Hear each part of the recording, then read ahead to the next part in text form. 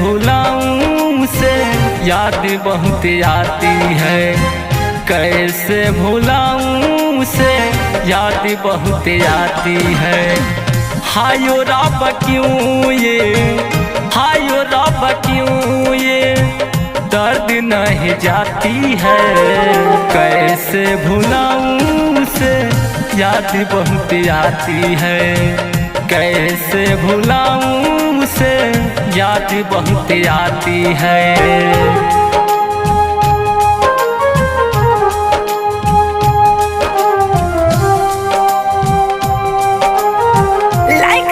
Studio बथुआ बाजार।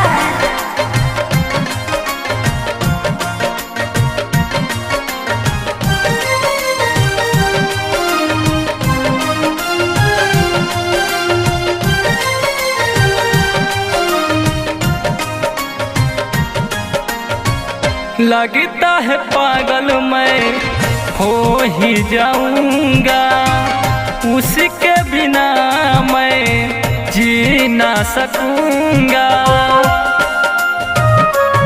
हो लगता है पागल मैं हो ही जाऊंगा, उसके बिना मैं जी नहीं पाऊंगा।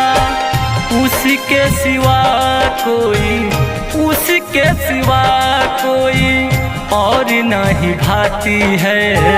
कैसे भुलाऊं उसे, याद बहुत आती है। कैसे भुलाऊं उसे, याद बहुत आती है।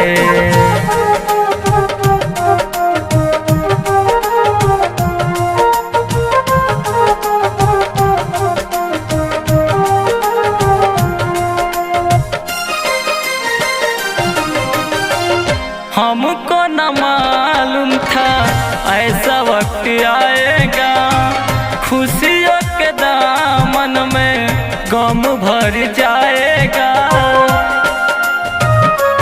हो हमको न मालूम था ऐसा वक्त आएगा, खुशियों के दामन में गम भर जाएगा।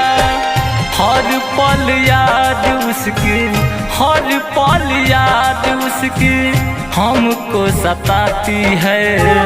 कैसे भुलाऊं उसे, याद बहुत आती है।